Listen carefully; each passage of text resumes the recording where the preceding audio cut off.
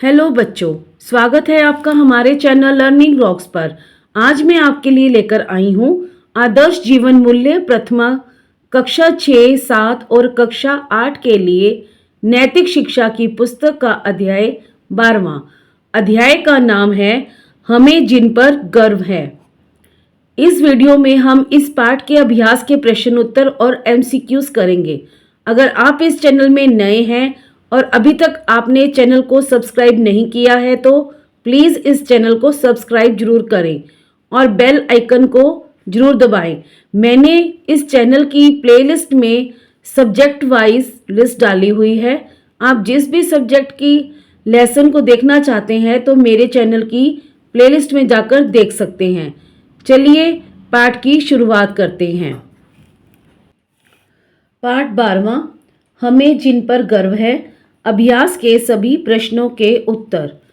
पहला प्रश्न, पाठ में वर्णित बालकों के मन में किस लक्ष्य को प्राप्त करने का संकल्प था? इसका उत्तर है पाठ में वर्णित बालकों बच्चन प्रसाद, छटू गिरी तथा झगरू साहा के मन में भारत को स्वतंत्रता दिलाने का संकल्प था।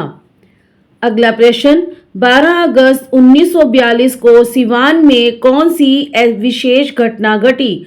इसका उत्तर है 12 अगस्त 1942 का दिन सिवान के लोगों के लिए एक महत्वपूर्ण दिन था। इस दिन आज़ादी के दीवानों ने सिवान के न्यायालय पर तिरंगा फहरा दिया था। अगला प्रश्न, अंग्रेजों भारत छोड़ो व वंदे मातरम के नारे लगाने वाले जुलूस में सबसे आगे झंडा थामे कौन चल रहा था?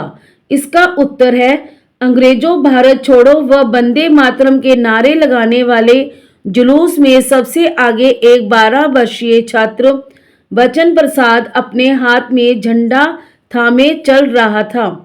अगला प्रश्न, पाठ में कौन कौन से बाल क्रांतिकारियों की चर्चा हुई? इसका उत्तर है इस पाठ में 3 बाल क्रांतिकारियों बच्चन प्रसाद, छटूगिरी तथा झगरू साहा की चर्चा हुई।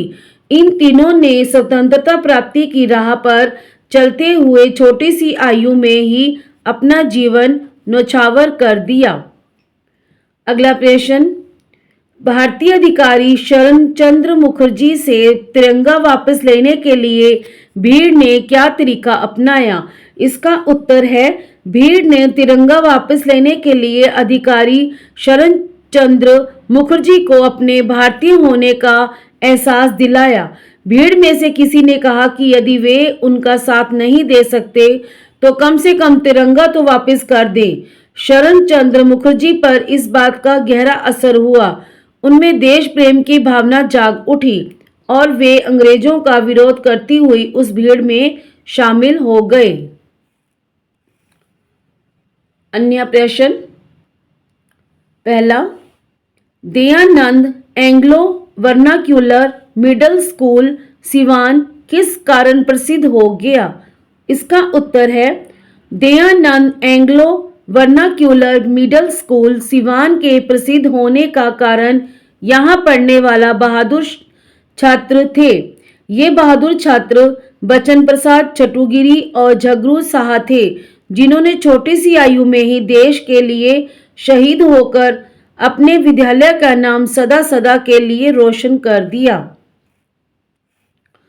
अगला प्रश्न, अंग्रेजों की दमन की नीति के बावजूद भी क्रांतिकारियों का जोश बढ़ता जा रहा था। आपके विचार में ऐसा क्यों था? इसका उत्तर है गुलामी के शासनकाल में भारतीय लोगों पर अंग्रेजों का अत्याचार बढ़ता ही जा रहा था। अंग्रेज भारतीयों के स्वतंत्रता प्राप्ति के प्रयासों को दबाने के लिए कठोर नीतियां अपनाते थे। इस बात से लोगों का आक्रोश बढ़ता चला गया।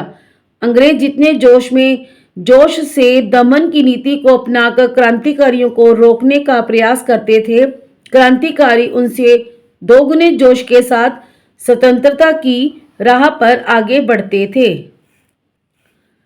परीक्षा के लिए अन्य प्रश्न।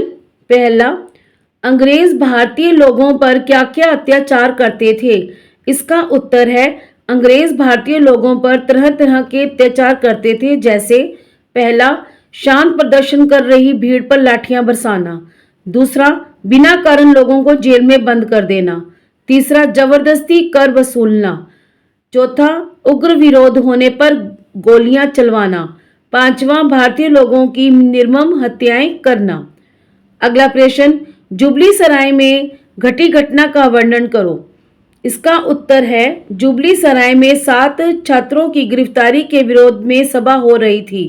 तभी सशस्त्र पुलिस ने सभा को चारों तरफ से घेरकर लाठियां बरसानी शुरू कर दी। विरोध और तेज होने पर पुलिस ने गोलियां चलाकर कई लोगों को मौत के घाट उतार दिया, जिनमें छोटी आयु के 3 छात्र बचन प्रसाद, छटुगिरी तथा जगरू साहब भी शामिल थे।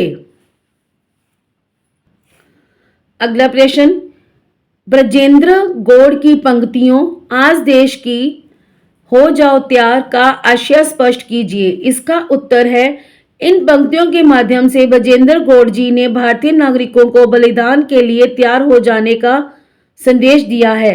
वे भारत की दशा का वर्णन करते हुए कहते हैं कि देश की शान खतरे में है और चारों तरफ हाहाकार का माहौल है। देश के जवानों, मातृभूमि की रक्षा के लिए तैयार हो जाओ। इन पंक्तियों में कवि ने अंग्रेजी शासनकाल के दौरान भारत की दुर्दशा का वर्णन किया है।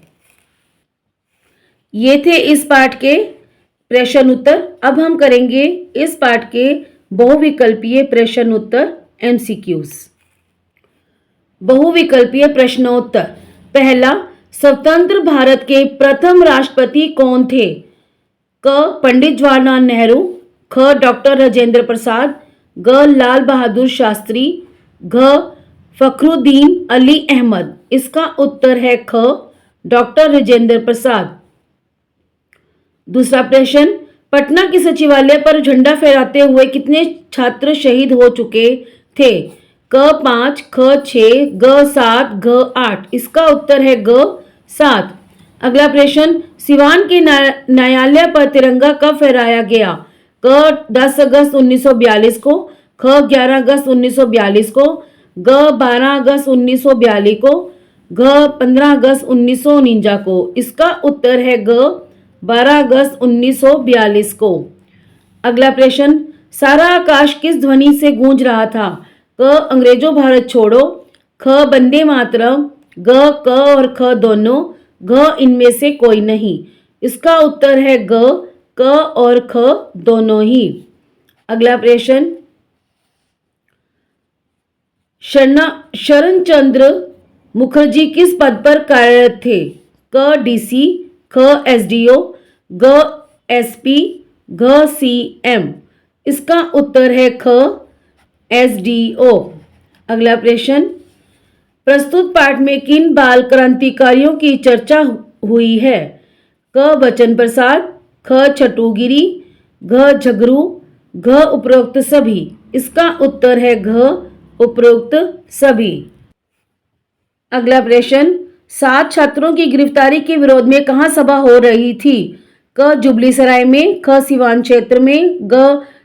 ठेपरा गांव में, घ. सचिवालय में। इसका उत्तर है क. जुबली सराय में।